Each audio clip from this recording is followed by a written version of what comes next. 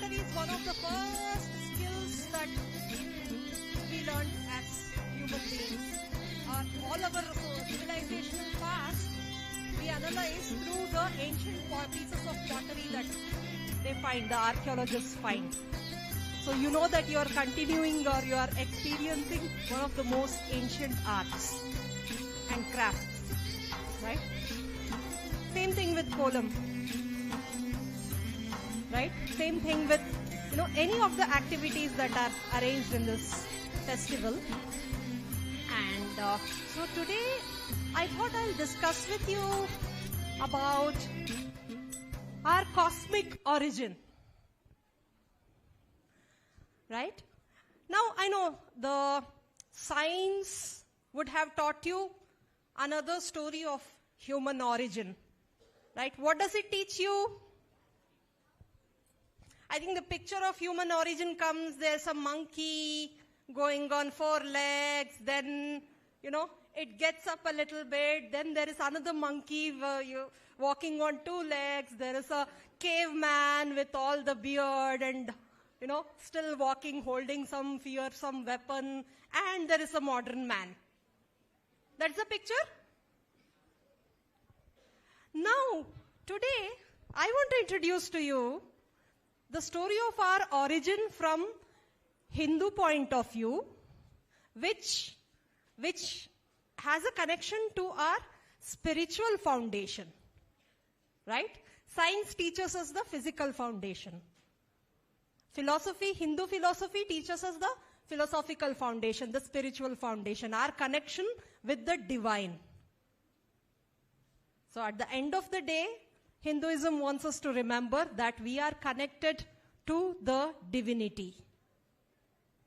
Right? When we are conscious of that truth, we don't do wrong things. Right? Anyways, I don't want to, lecture too much. So our cosmic origins, what do you see here?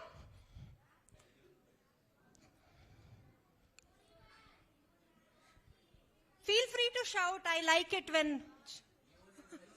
Universe. Wonderful. So you are seeing, somebody seeing a volcano, somebody seeing a solar system, somebody seeing a star, somebody seeing a galaxy. So that's our universe. What do we call universe in Sanskrit? Or, many, even Tamil may have the same word. Brahmanda. Yeah, Brahmanda. The anda, that is egg, or the what originated from Brahma is Brahmanda. That's our universe. In fact, it's a multiverse. So we have the concept of Akhilanda Koti Brahmanda, which means the countless Brahmandas. So science is realizing the concept of multiverse very, recently. They are saying we may have parallel universe, we may have alternate universe.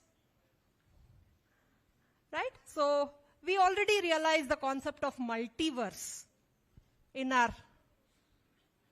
which we call as Akhilanda Koti Brahmanda, countless universes.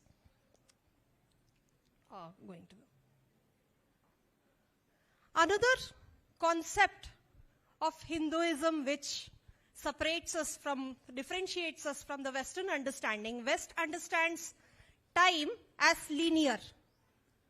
From day 1 to day 100 to the day we die, there is a race going on, right?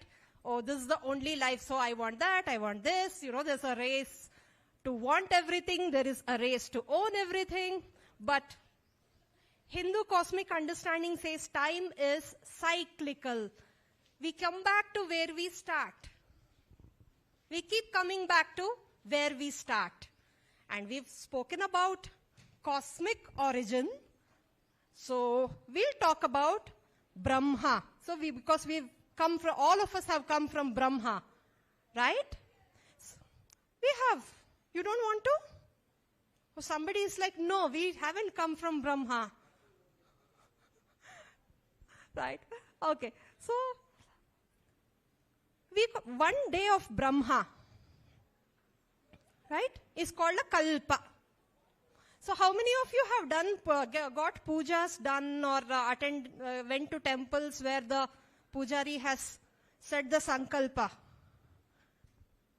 He starts with Adya Brahma Dvitiya Parardhe, which means 51st year of Brahma. We are on the 51st year of Brahma, which means Brahma has completed 50 years of existence. And we are on this day of Brahma. Kalpa is one day of Brahma. It is called Shvetavaraha Kalpa. Right? He says, Adya Brahma Dvitiya Parardhe Shvetavaraha Kalpe.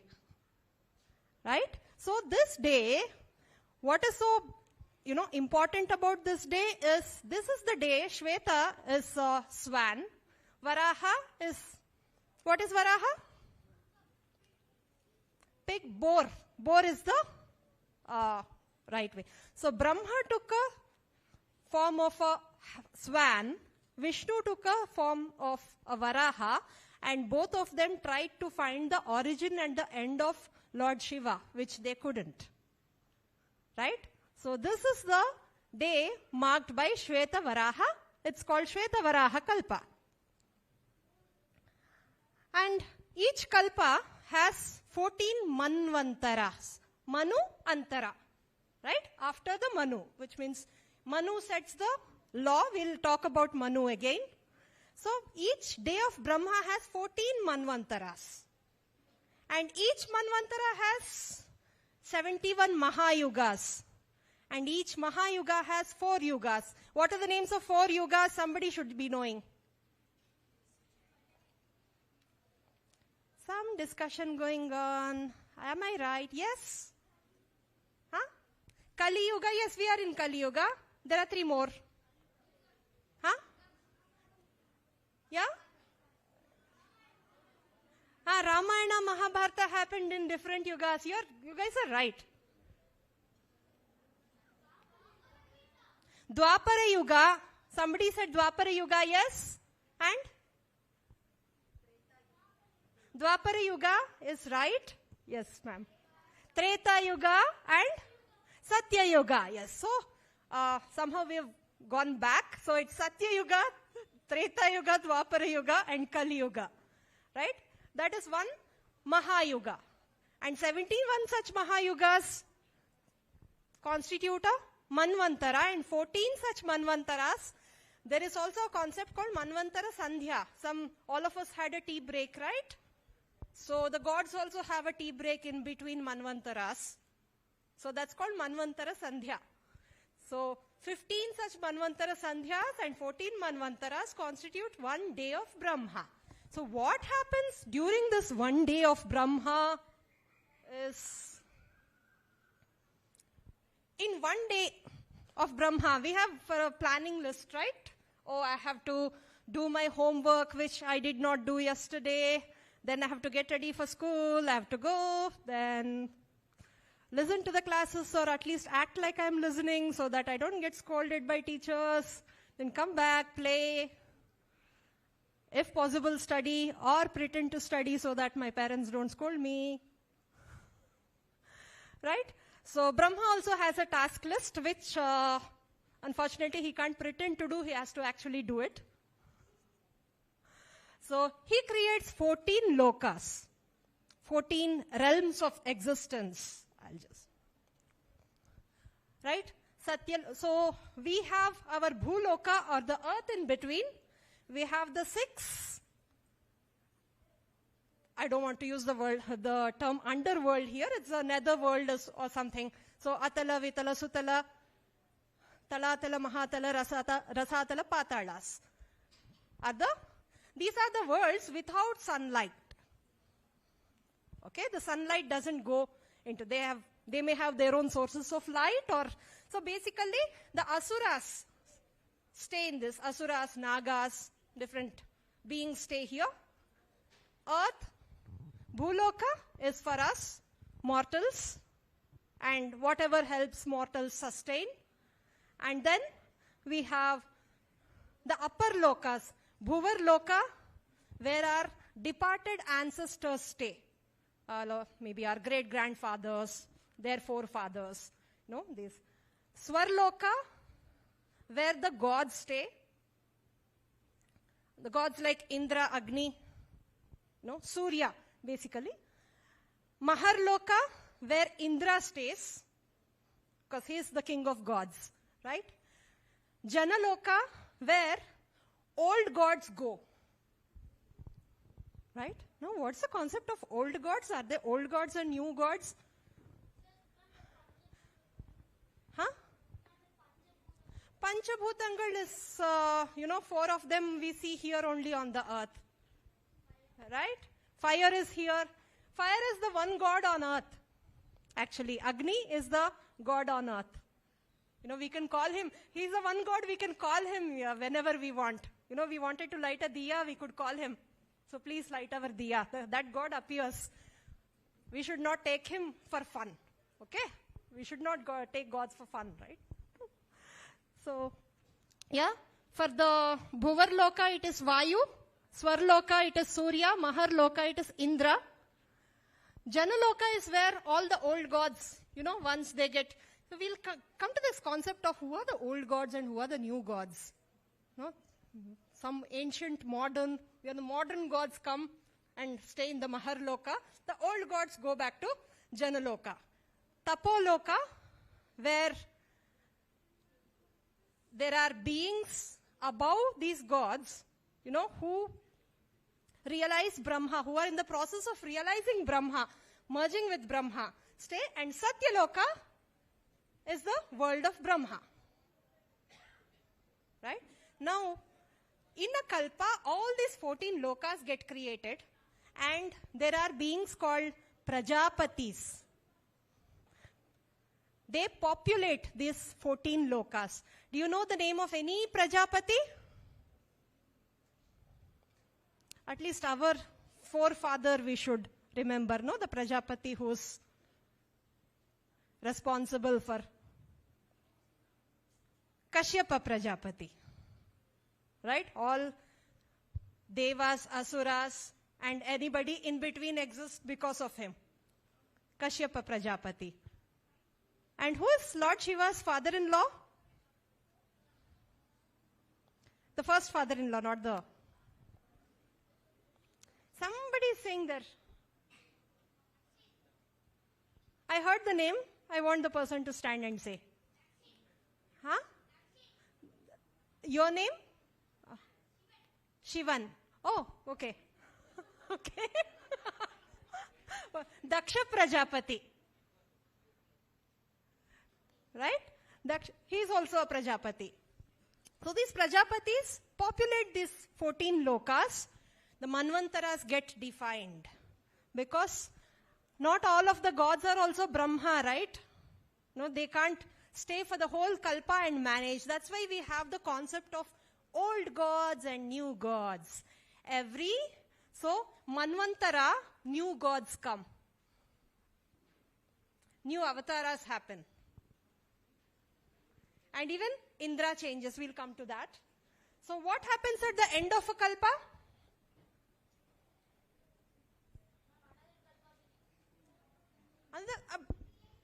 Yeah, somebody?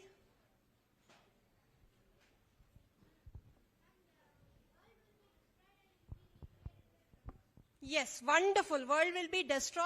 Let's not use the word destroy. It's like the world will merge with Brahma. It has come from Brahma. It will go back to Brahma. Right?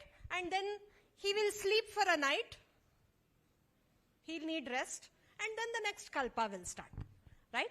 Now that's too huge for us. Let's come a little down to Manvantara.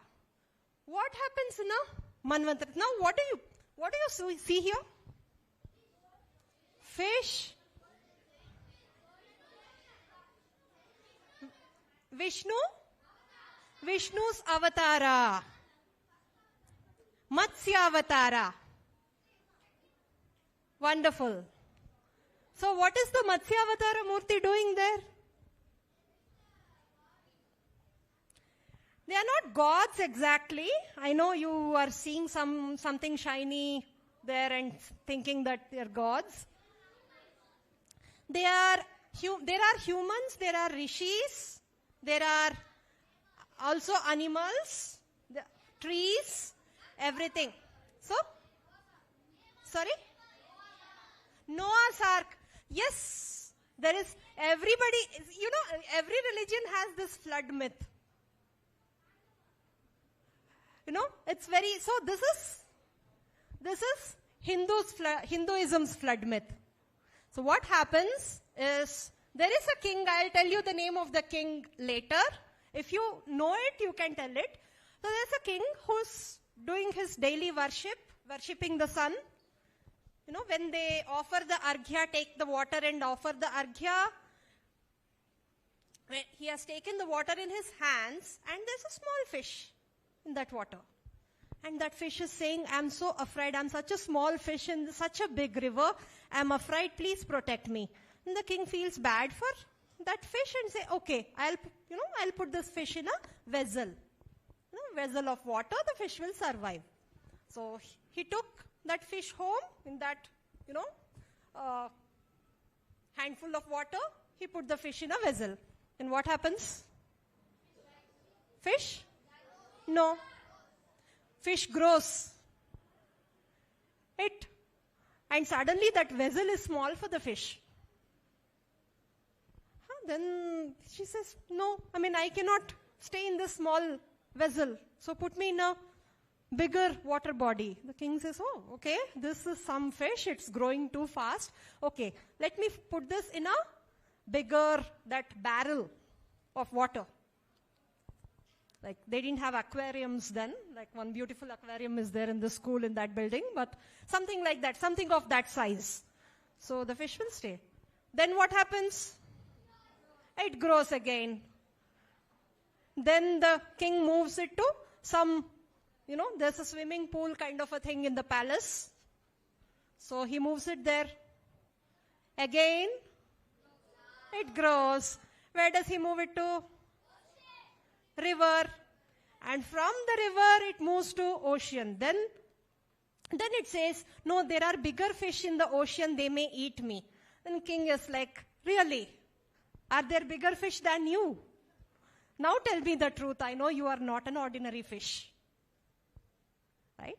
Then the fish reveals itself as Lord Vishnu and says, you have the determination to not let a creature die. I was testing you. You have the determination to protect a creature. So, I'll give you one task of protecting, because the earth is going to be covered with the pralaya is going to happen. It's not the kalpa pralaya. It is going to be the manvantara pralaya. Right? The manvantara is going to end. New manvantara is going to begin. And now you have the task of preserving life and carrying it for the next manvantara. Now any guesses on the name of the king?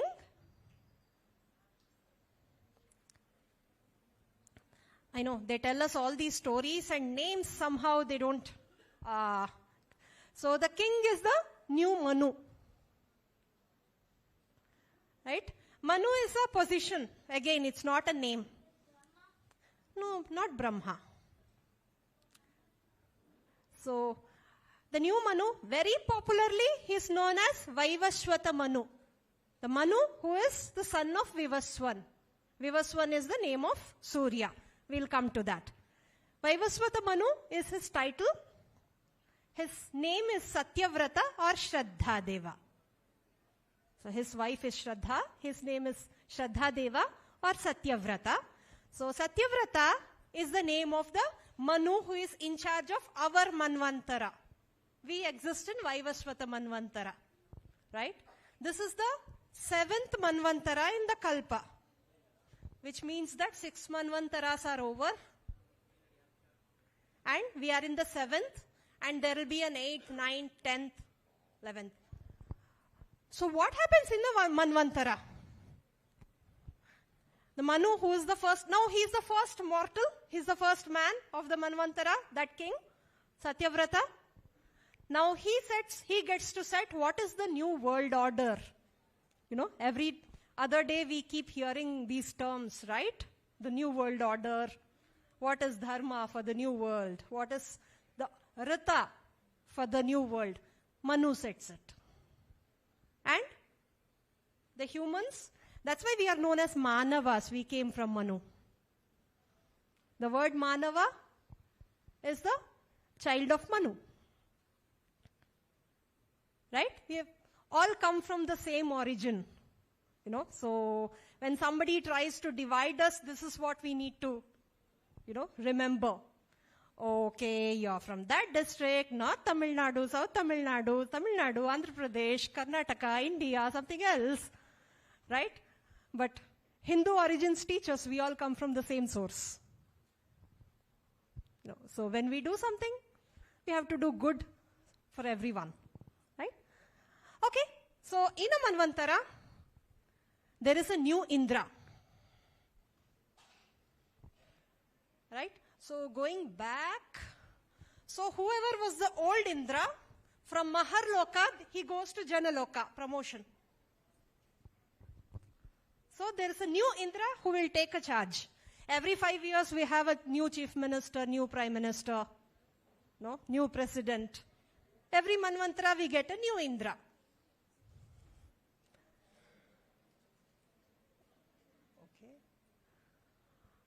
So life restarts in Bhuloka.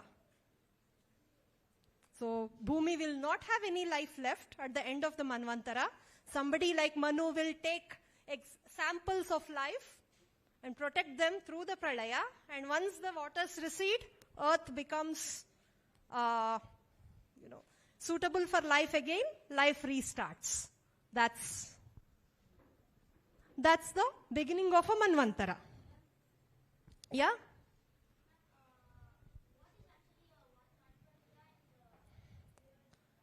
In years, one Manvantara. Somebody has to calculate. So one Mahayuga is 43 lakhs 20,000 years, and multiplied by 14, multiplied by 71 will be Manvantara. Multiply it with 14, that would be the 14 Manvantaras in a Kalpa. So you were asking for Manvantara, right? So 71 into 43 lakh into 43 lakh 20,000. I think, did I miss a zero, Ami? Yeah.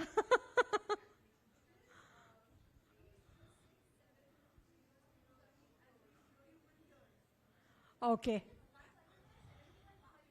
71 Mahayugas. So 71 into 43, yeah, same. 43 lakh 20,000 into 71 is years, human years is one Manvantara. For gods, one human year is equal to 1 day of gods. You know, right?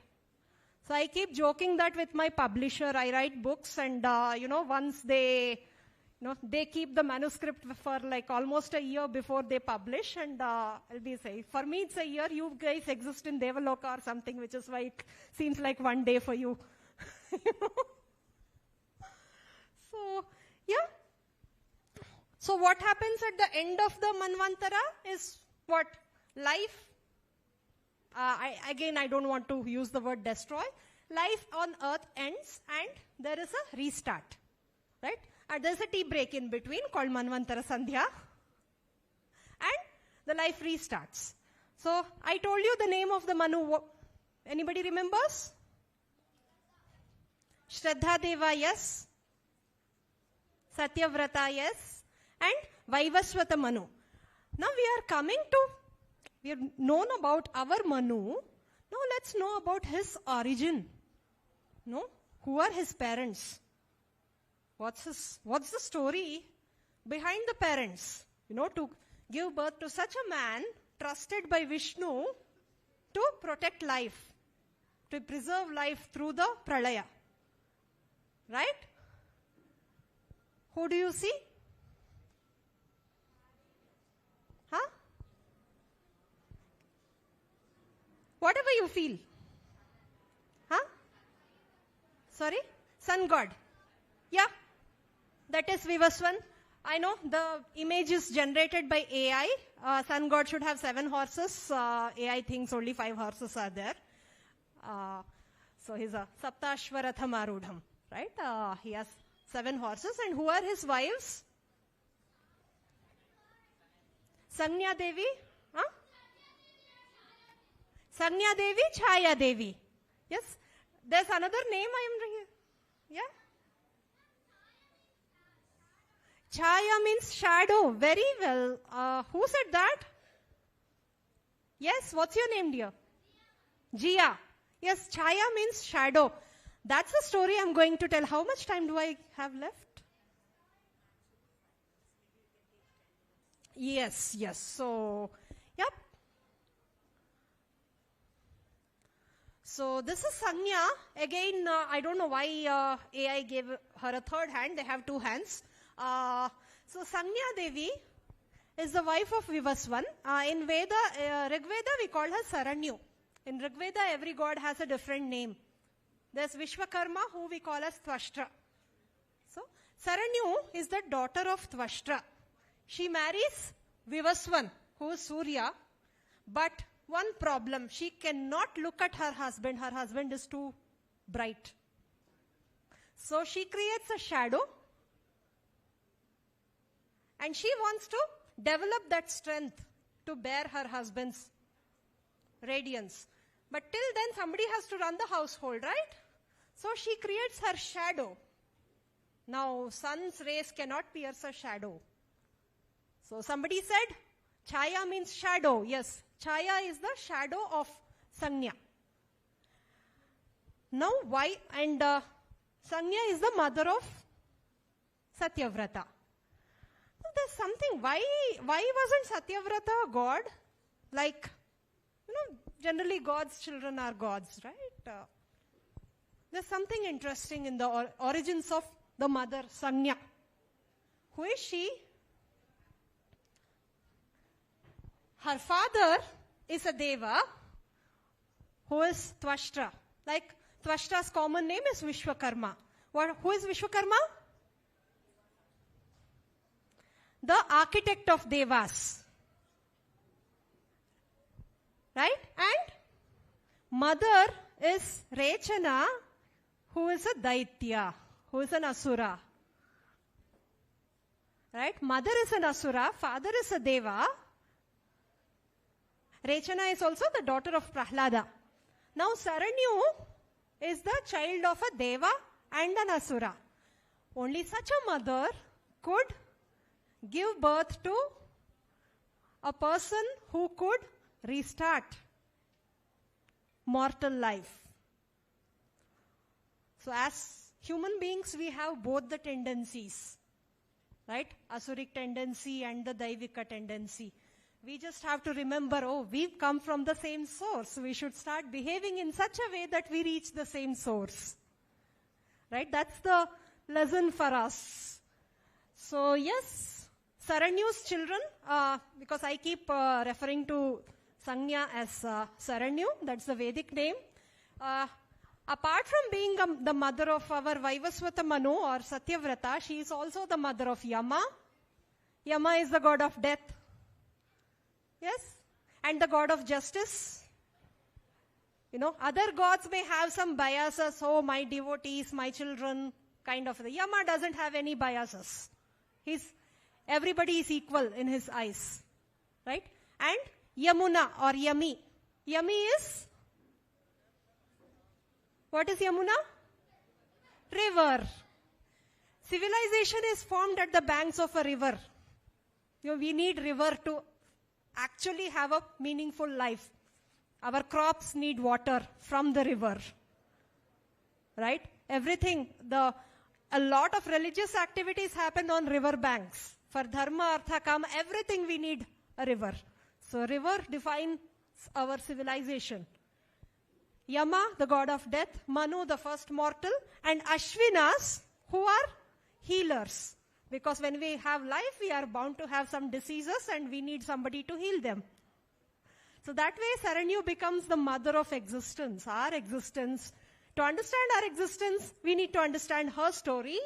And I'll pause for questions now because the story is too long I've just told you because, see, so the wonderful thing that happens is when Saranyu goes to do tapasya, she does not become bright and hot like her husband.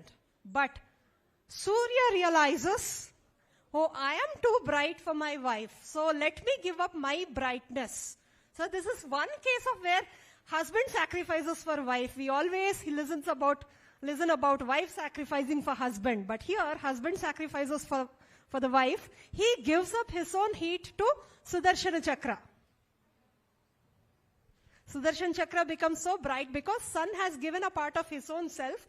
Now he's a cooler version.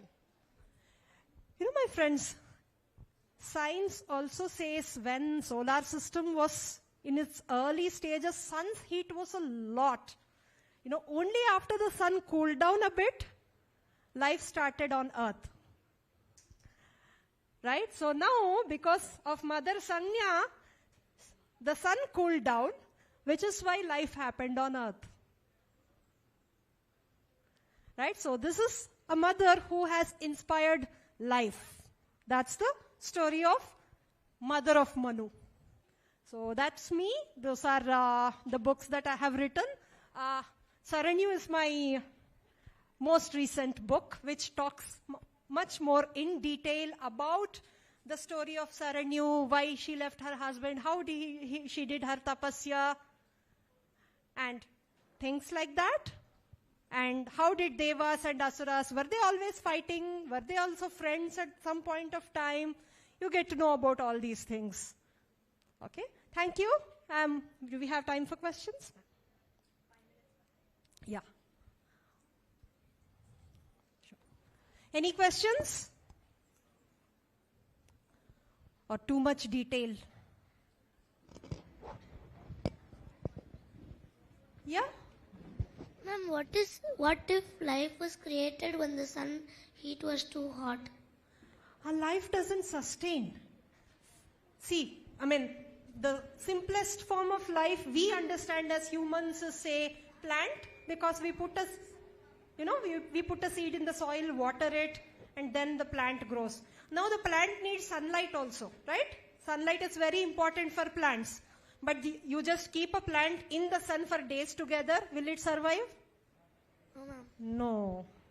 So, when the heat is too much, life cannot survive. The heat has to be at the right level. Light and heat, everything we need. But again, without sun also, we cannot survive. We see that when a cyclone comes, 3 days of no sun, we'll start feeling like, oh no. And 4th day, sun comes out, we feel, oh, thank God. Right? It's been dark, dark, dark. So, we need light and heat at an optimal level. So, life doesn't sustain when it gets created in the presence of too much heat. That's why deserts don't have much life. Very, very sparse life exists. No plants in deserts. Right? Yeah.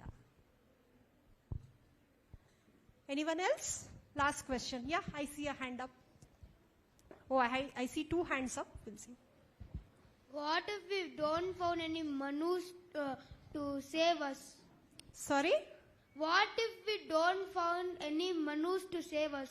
What if we don't find any Manus to save us? That's actually the problem of Brahma and the higher gods. So they will find a Manu. It's been decided, right? 14 Manus will have 14. In fact, we have our next Manu ready. You know who it is? It is sorry. Can we go back 2 slides? Yeah.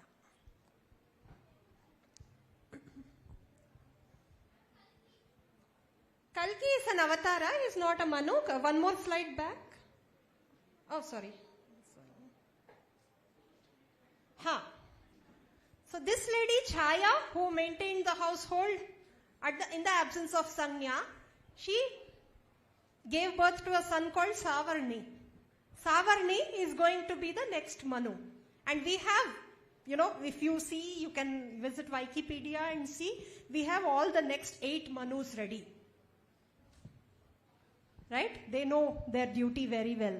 And who is going to be the Indra for the next Manvantara? So our Indra's name is Purandara. In the 7th Manvantara, our Indra is Purandara. The next Manvantara, have you heard of Vamanavatara? Yes. Who is the Asura who performs that yajna? Bali. Who said Bali? Yes. Bali is going to be the Indra. Indra for the next Manvantara is Bali. Okay. Yeah, someone else has the last question. That's all? Yeah.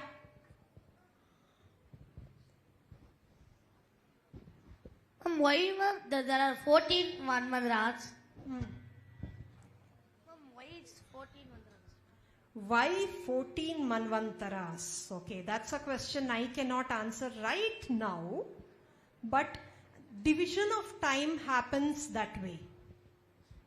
Right? So something should happen in 71 Mahayugas. Like, we may not have the memory beyond a kalpa. Some memory of the Manvantaras we'll be having. Much longer, because we need the memory of dharma, how a life has to be led. Right? We cannot have longer also. Once we have shorter, there's a whole cycle of devas also, right? So we need that has to be followed, and then, the Manvantara leads. And there is also Manvantara Sandhya in between, all the tea breaks that I spoke of. Okay, I think. Thank you so much. Thank you so much. It was so interesting, wasn't it? I request our director, Mr. Kishan Rao, to hand over the memento to Swarupa ma'am.